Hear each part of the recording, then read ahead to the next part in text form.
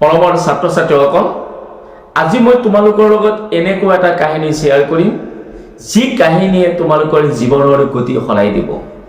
আমি সকলোৱে জানো যেতিয়া মৌচুমী বতাহ আহে দক্ষিণ পশ্চিমৰ পৰা, যেতিয়া মৌচুমী বতাহ আহে তেতিয়া আমাৰ দেশত কি হয়, বৰষুণ নামে। আৰু সেই বৰষুণবিলাক সাধাৰণতে ক'ৰ পৰা হয়? ডাৱৰৰ পৰা বৰষুণৰ টোপালবিলাক টপ টপ কৰি পৃথিৱীত পৰে। এটা সময়ত সকলো বৰষুণ বা মেঘ একত্ৰিত হয়, একত্ৰিত এটা সভা অনুষ্ঠিত কৰিলে।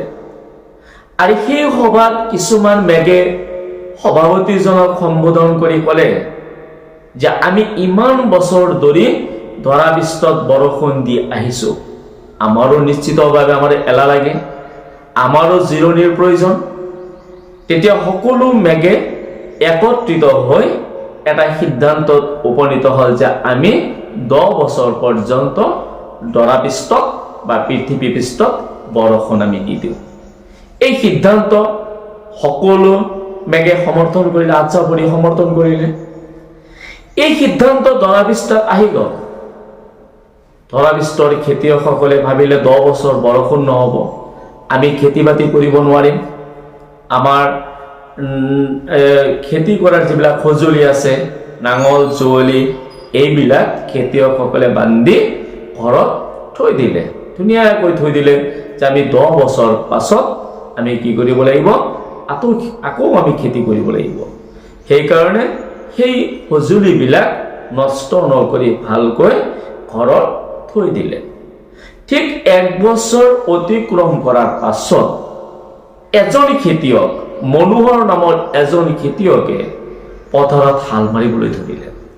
তেতিয়া গাঁৱৰ কৃষকসকল দেখি সকলোৱে আচৰিত হ'ল যে মনোহৰ নামৰ খেতিয়কজনে কিয় পথাৰত হাল মাৰি আছে। চব খেতিয়ক কি হ'ল, সেই মনোহৰৰ কাষ চাপে যাই মনোহৰক প্ৰশ্ন কৰিলে যে মনোহৰ, তুমি কিয় খেতিত চাহ কৰি আছা?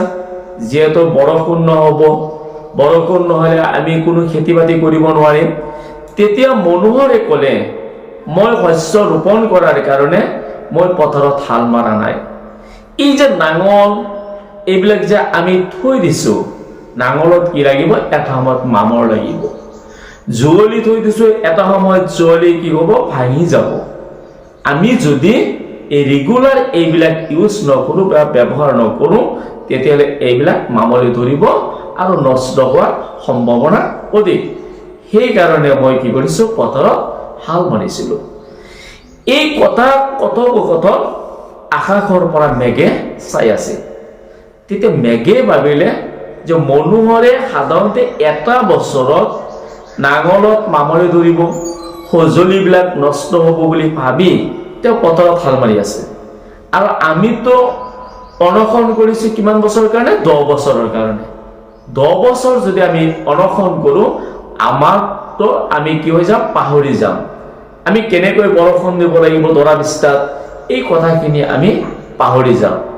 লগে লগে মেঘে কি কৰিলে, আকাশত যায় সকলো মেঘক আহ্বান জনালে।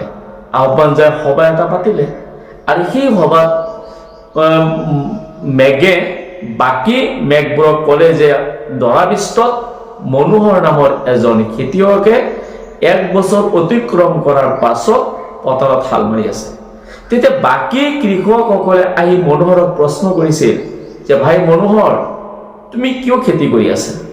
তেতিয়া মনোহৰে কৈছিল, মই শস্য উৎপাদন কৰাৰ কাৰণে খেতি কৰা নাই, মোৰ নাঙল যুঁৱলি অৰ্থাৎ খেতিৰ সঁজুলিবিলাক তীক্ষ্ণ বা ভাল ৰখাৰ কাৰণে মই পথাৰত হাল মাৰিছোঁ। তেতিয়া মেঘে ক'লে যে এই মনোহৰে যদি 1 বছৰত পিছত মামৰে ধৰিব বুলি পথাৰত হাল মাৰি আছে, আৰু আমি যদি 10 বছৰ থাকোঁ, তেতিয়াহ'লে আমি নিশ্চিতভাৱে পাহৰি যাম কেনেকৈ ধৰা পৃষ্ঠত বৰষুণ দিব লাগে। এতিয়া এটা কাম কৰা যাওক, আমি আমাৰ অনশন উঠাই লওঁ, আমি অহাকালিৰ পৰাই ধৰা পৃষ্ঠত বৰষুণ দিওঁ। তেতিয়া সকলো মেঘে এইটো স্বীকাৰ কৰিলে, ঠিকেইতো, আমি যদি 10 বছৰ জন্মৰ পৰা অৰ্থাৎ পৃথিৱী জন্মৰ পৰা আমি ৰেগুলাৰ বৰষুণ দি আছোঁ, আমি যদি 10 বছৰ অনশন কৰোঁ, আমি নিশ্চিতভাৱে কেনেকৈ বৰষুণ দিব লাগে আমি এই কথাষাৰি পাহৰি যাওঁ। এতিয়া আমি কথা হ'ল আমি অহা কালিৰ পৰাই দৰাবিষ্টত বৰষুণ দিম। ঠিক কথা মতে কাম ৰাতিপুৱা বৰষুণ আহিল। এই যে মনোহৰ নামৰ খেতিয়কজন যে হাল মাৰিছিল, লগে লগে পিছদিনা যেতিয়া বৰষুণৰ টোপাল পৰিল দৰাবিষ্টত, তেতিয়া মনোহৰে কি কৰিলে? শস্য ৰোপণ কৰিলে। শস্য ৰোপণ কৰাৰ পাছত তাৰ শস্যবিলাক অলপ কেইদিনত ডাঙৰ দীঘল হৈ গ'ল। কিন্তু বাকী খেতিয়কসকলে যেতিয়া পথাৰত হাল মাৰিবলৈ গৈছিল, তেতিয়া বাকী কৃষকসকলে বৰষুণৰ কাৰণে হাল মাৰিব পৰা নাছিল। অৰ্থাৎ মাটিত ইমান পানী মাটিত হৈছিল যে নাঙল চলাব পৰা নাছিল, অৰ্থাৎ হাল মৰা মাটিখিনি জোন আছিল। এতিয়া মনোহৰে কি কৰিলে? অকল খেতিয়ক মনোহৰে শস্য উৎপাদন কৰিলে, বাকীবিলাকে মূৰত হাত দি বহি পৰিল যে মনোহৰে এইবাৰ নিশ্চিত প্ৰকৃত খেতিয়ক। এতিয়া মই এই কাহিনীটো কোৱাৰ কাৰণ কি? এতিয়া আমি যদি পঢ়া কমকৈ দিওঁ, আমি যদি জিৰণি লওঁ সেই মেঘৰ নিচিনা যদি আমি আজিকালি এনেকৈ যদি আমি পঢ়াৰ ক্ষেত্ৰত জিৰণি লওঁ, আমাৰ মূৰতো কি লাগিব? মামৰ লাগিব। কিন্তু মনোহৰ নামৰ খেতিয়কজনৰ নিচিনা যদি আমি মামৰ লগাৰ ভয়ত যদি খেতি কৰোঁ, অৰ্থাৎ আমি ষ্টুডেণ্ট, মই খেতিয়ক বুলি তোমালোকক কোৱা নাই যে আমি ষ্টুডেণ্ট হিচাপে যদি আমি ব্ৰেইনটো কামত নখটুৱাওঁ, এটা সময়ত আমাৰ ব্ৰেইনটো বিকল হৈ যাব। আমি পঢ়িলেও আমাৰ ব্ৰেইনে কেতিয়াও কেপচাৰ নকৰে। ঠিক বৰষুণে যেনেকৈ কৈছিল আমি পাহৰি যাম। আমি যদি ৰেগুলাৰ যদি আমি বৰষুণ নিদিওঁ, তেতিয়া আমি এটা সময়ত বৰষুণ দিবলৈ পাহৰি যাম। আমি তোমালোক ষ্টুডেণ্ট যদি ৰেগুলাৰ ষ্টাডি নকৰা, তেতিয়াহ'লে তোমালোকেও এটা সময়ত মেঘৰ নিচিনা পঢ়াখিনি পাহৰি যাবা। যদি ৰেগুলাৰ পঢ়া, তেতিয়াহ'লে তোমালোকৰ ব্ৰেইনতো মামৰ নধৰিব। যেনেকৈ মনোহৰৰ নাঙলত মামৰ ধৰাৰ ভয়ত কি হৈছে? হাল মাৰিছিল।